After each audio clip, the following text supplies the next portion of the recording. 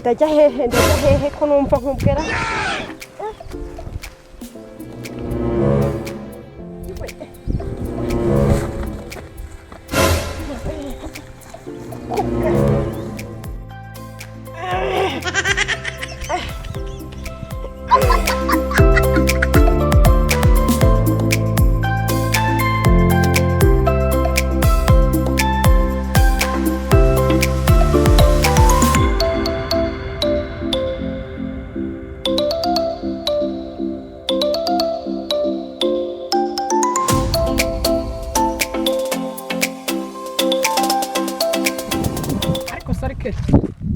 irara amajoro ryawe nk'agacurama cyangwa igihunyira umunsi mwaguteye inda y'imanga uzabyifatamo gute ubuse wowe ugenda ukaza bukeye wateye iyi mpanga 8 ubwo wowe nizo nkiri gusa wamuganira babari umunsi bazikuzaniye sinzi icyo uzabarira no muri sakari nge uzaba wabyaye uri kumva ko barera ikibazo nawe ubwawe kwirera byarakunaniye ngo uzarira abana 8 uburandeye dusanga kwirera ushatse kumbwira ko kwigurira umugati w'ijana byananiye se umugati nyine nese reba nk'ibyo binyusu uba wambaye arangiza ngo umugati yakoze icyo ushoboye ni ukurya amandazi gusa amandazi hajya bari agacupa ko ntabwo mbishoboyera agacupa igikoma amandazi n'igikoma wajyana ibyo bakuroze hari menyari byo bana konzi ko kinywa wasiko nabanye ko babyaye ubwo ngubo ngiye nango igikoma natarabyaye kugira ngo bimarire iki umva nawe urakinywa ahubwo nabonye unywa nakisha kurusha umugore wabyaye ibyo ngibyo reka tubyire reka dukomeze urugendo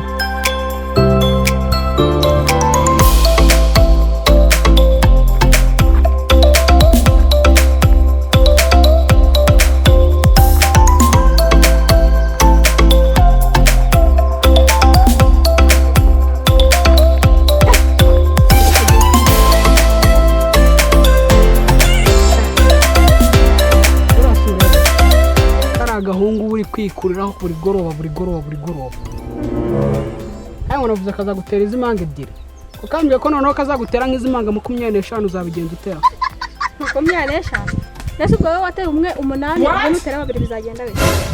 ubuza wowe 13 ubwo se 28 na 16 igikaze cyane n'iki ugafata gatatu kube kangahe 8 ni kangahe bari niza yewe bari bayize wasebye oya niyo bagiye kwiga ngerageza buryo kinasohoka muri ko nyine nawe ariko ibaze kugira ngo 18 na 20 nakanga ubwo se ukumva mani ikibabaje ari iki ibyo nago nabiba bikaze mani ubundi bafata amazi bakarenzaho umuyaga ibyo bikarangira ahubwo dukomeze ariko ibyawe nibyo kwigwaho azamanza bide kubyawe mbere yuko biga kubyanjye byawe nibyo bikomeye bya mbere azahera nari uzabyigaho niba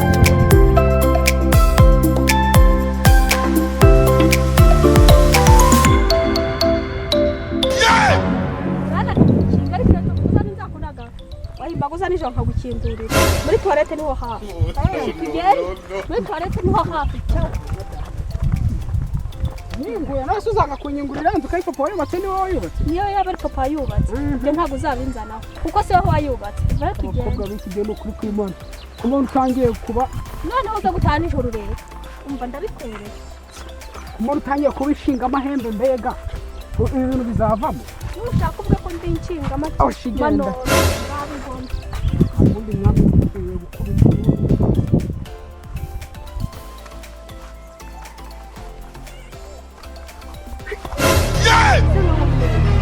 ese baye iki none uravunitse se mbimenye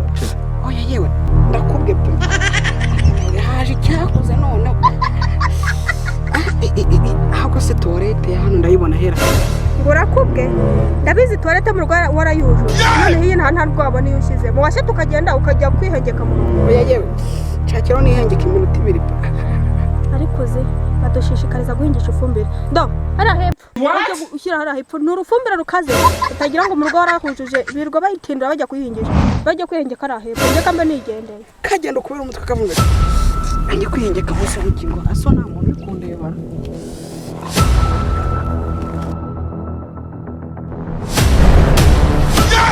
uko tisuri mu biki ndi kwihisha yewe ukwihisha ndese nabo twafunze kwihisha aho gukomeza ugende batambona nanjye ko nanje kwihisha hano huze ijya kwihisha handi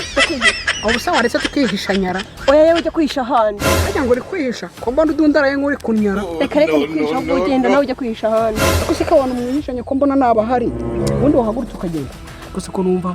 hari umwuka mubira ahantu wagira ngo bahaneye cyangwa sha uri kunyuka uri kumbeshya ngo uri kwihisha ubu naba ndi kunya sinawe ndi gutanga ifumbire nyumvira noneho mwana ngo urahaneye ubusenge ndanyahema nawe waruje kubunza amabyi kubonza amabyoshya kucyo haneye ko toilette yaruzuye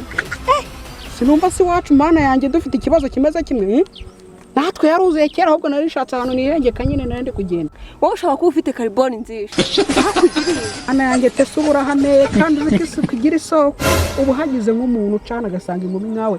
ibandaraye hano isutamye ahangaha iri kunya koko ubu waza kwisobanura kuri ese ko numva wa muhungu wanyihaye kandi nawe aricyo gikorwa ruje umvugira ati cy'urukundo ahubwo